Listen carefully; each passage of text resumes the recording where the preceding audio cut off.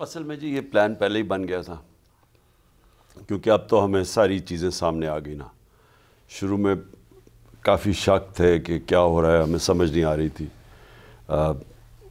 ایک بات جنرل باجوہ کہتے تھے، ایک گراؤنڈ پہ ہو رہی تھی، ایجنسیز ہمارے لوگوں کو توڑ رہے تھے، لیکن جنرل باجوہ کہہ رہے تھے ہم نیوٹرل ہیں، تو وہ ہمیں سمجھ نہیں آ رہی تھی۔ لیکن اب تو ساری چیزیں سامنے آ گئی ہیں کہ یہ پلان بن گیا تھا پچھلی گرمیوں میں، اب پچھلی گرمیوں کی بات کر رہا ہوں، 2021 کی گرمیوں میں، اور اس کے بعد کام شروع ہو گیا تھا۔ یعنی حسین حقانی کو ہائر کیا گیا ہماری گورنمنٹ میں، اور ہائر کیا جنرل باجوہ نے، اور انہوں نے جا کے پھر امریکہ میں پوری میرے خلاف کیمپین کی کہ عمران خان اینٹی امریکن ہے، اور جنرل باجوہ کی تعریفیں کی۔ اس کی ٹویٹ بھی ہے حسین حقانی کی۔ Was it a formal hiring تھی ان کی یا؟ ہمیں پتہ ہی نہیں تھا، ہمیں تو ابھی پتہ چلا، چیزیں سامنے آئیں کہ ہماری گورنمنٹ نے فورن آفس کے نیچے حسین حقانی کو ہائر کیا تھا پچھلی 21 کی اکتوبر میں، اور جب سے یہ سازش شروع ہوئی ہے، اور اس کے ساتھ ایک CIA کا بھی کوئی آدمی تھا، تو ہمارے دور میں ہائر ہوا تھا ایز لابیسٹ، تو وہ میرے اگینسٹ کام کر رہا تھا امریکہ میں۔ تو یہ جو ڈونلڈ لو کا آخر میں ہوا، یہ ادھر سے نہیں انیشیٹ ہوا، یہ ادھر سے ہوا تھا، اور اس کے پیچھے پلان بنا ہوا تھا۔ مجھے تو یہ بھی نہیں سمجھ آ رہی تھی کہ ہوا کیا، کیونکہ یہ کہنا شروع ہو گیا کہ میں جنرل فیض کو چاہتا ہوں آرمی چیف۔ میں نے تو کبھی سوچا ہی نہیں تھا پچھلی گرمیوں، یعنی 21 کی گرمیوں میں، کہ آرمی چیف اگلی نومبر میں 22 کی نومبر میں کون بنے گا۔ تو جو اور ان کے کنٹینڈرز تھے، وہ مجھے سنا کہ وہ میرے خلاف ہو گئے، جو جنرل فیض کی جگہ جنہوں نے بننا تھا، مجھے اس کا بھی آئیڈیا نہیں تھا۔ تو یہ ایک گیم چلی گئی جس کی مجھے پوری طرح سمجھ ہی نہیں آئی، تو آہستہ آہستہ بعد میں جب آپ دیکھتے ہیں تو آپ کو پھر سمجھ آنی شروع ہوئی کہ اس کے پیچھے ایک پورا پلان تھا، اور پلان یہی تھا کہ ان کو لے کے آنا ہے، شہباز شریف کو لے کے آنا ہے مجھے ہٹا کے۔ اور وہ پھر اب تو خیر واضح ہے کہ جو چیزیں سٹیپس لیے گئے، وہ کیسے ہمارے وہ لوگ بیپ اور MQM جو کنٹرول کرتے تھے یہ اسٹیبلشمنٹ، ان کو کیسے وہاں دھکیلا گیا۔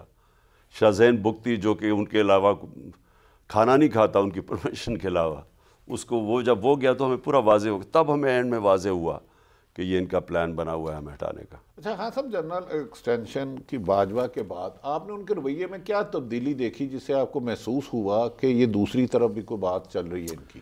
دیکھیں، جب ایکسٹینشن ہو گئی نا، تو ایک جنرل باجوہ ایکسٹینشن سے پہلے تھے، ایک بعد میں تھے۔ جو ایکسٹینشن ہوگی تو میرے خیال میں انہوں نے پھر جو ووٹ پاس کروایا اسمبلی کے اندر، ساری ان پارٹیز کو ساتھ ملایا، اور نون لیگ کو خاص طور پہ آن بورڈ لیا، تو میرے خیال میں تب انڈرسٹینڈنگ ہو گئی تھی ان کی، اور ان کے سارے کیسز سے پیچھے ہٹ گئے۔ اس کے بعد، اس سے پہلے میں جب کہتا تھا کہ احتساب ہونا چاہیے، کیونکہ یاد رکھیں یہ کیسز سارے پہلے کے بنے ہوئے تھے، یہ ہمارے دور کے نیب کے کیسز نہیں تھے، یہ 95% ان کے دور کے کیسز بنے ہوئے تھے۔ اسحاق ڈار ان کے دور میں بھاگا، نواز شریف کے بیٹے ان کے دور میں بھاگے، شہباز شریف کا داماد ان کے دور میں بھاگا، تو یہ کیسز تو سارے پہلے تھے، پینما کے کیسز بنے ہوئے تھے اور اس کے بعد بنے تھے۔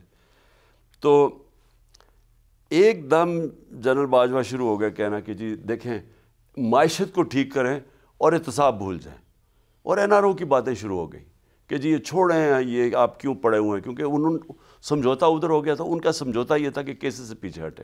اچھا ہاں صاحب، گزارش یہ ہے کہ آپ تو اقتدار میں تھے، تو آپ کو اس وقت محسوس نہیں ہوا کہ اپوزیشن اس کو جنرل باجوہ صاحب کو کیوں ووٹ دے رہی ہے؟ آخر انہوں نے بھی تو کوئی ڈیل کی ہوگی نا؟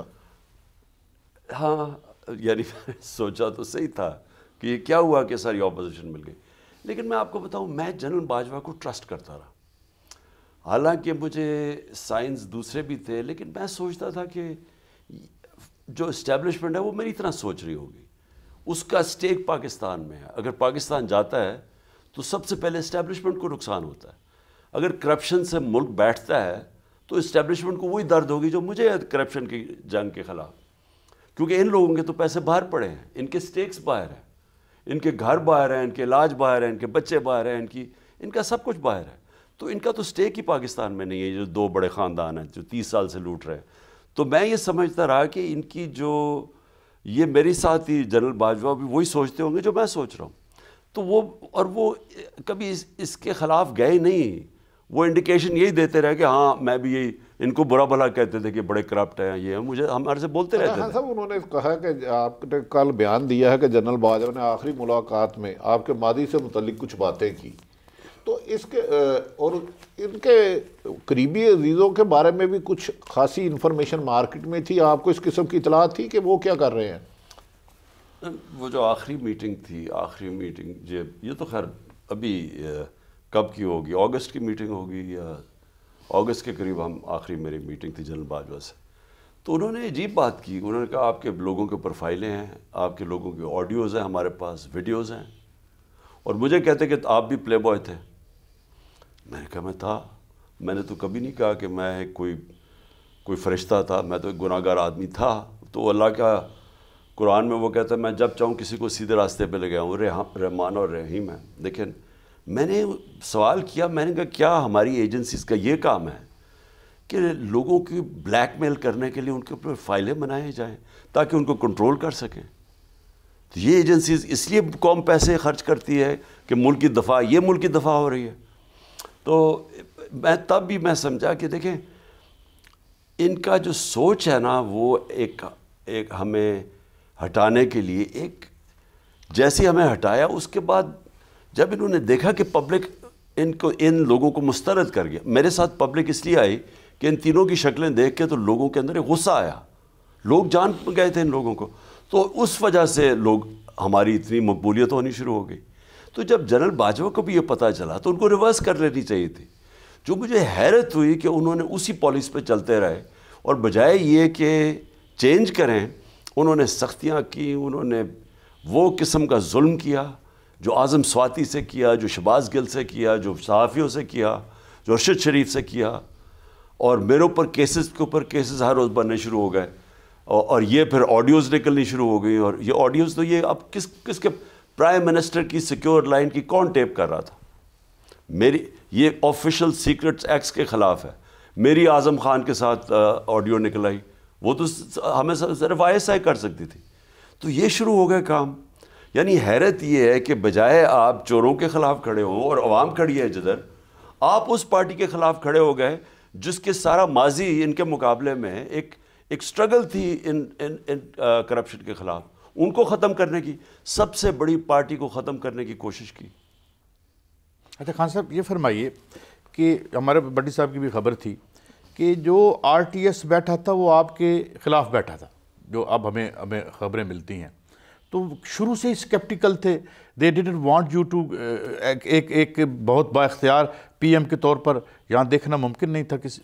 دیکھیں میں اب جب دیکھتا ہوں نا ماضی میں، تو اب تو مجھے یہ واضح ہوتا ہے کہ یہ کبھی بھی یہ جنرل باجوہ کی جو باجوہ ڈاکٹرن ہے کہ وہ کوئی اتنا تکڑا نہ ہو جائے کہ اس کو کنٹرول نہ ہو سکے.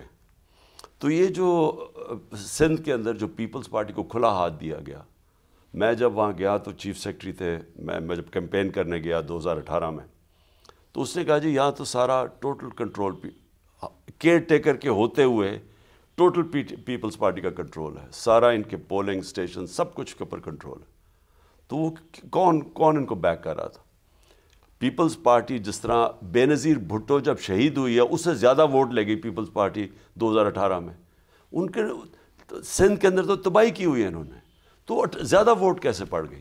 تو اس کے علاوہ ہمارے کئی کینڈیڈیٹس کو 50 سے ہارا، کوئی 200 سے ہارا، یعنی لاکھ ووٹ میں.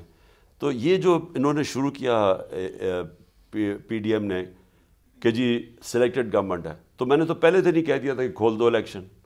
یہ پیچھے ہٹ گئے.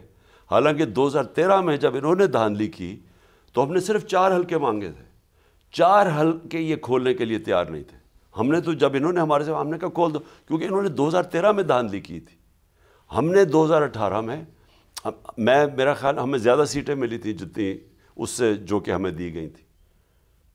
اب دیکھیں خواجہ آصف، جنرل باجوہ میرے سامنے سب کے سامنے کہتے ہیں کہ خواجہ آصف کا مجھے شام کو 8 بجے ٹیلی فون آیا کہ جی میں ہار رہا ہوں، جنرل صاحب میری مدد کریں. اور میں نے کہا فکر نہ کرو تم جیت جاؤ گے، اور وہ جیت گیا. یعنی کسی دنیا میں اس طرح کی چیز سنی آپ نے؟ کہیں دنیا میں یہ کوئی آرمی چیف ایسی چیز کہہ سکتا ہے کہ اس نے مجھے ٹیلی فون کیا, میں نے کہا تم فکر نہ کرو جیت جاؤ گے. تو اس سے کیا مطلب انہوں ہوا؟ نے تو یہ بھی کہا کہ جو این آر او, اور بڑا لیفٹ ہینڈڈ کمپلیمنٹ تھا محمد احمد خان صاحب جو ان کے دوست بھی ہیں, اور کہ وہ جی ہم نے این آر او تو خان صاحب کو دیا تھا, ان کو تو دیا ہی نہیں ہم نے.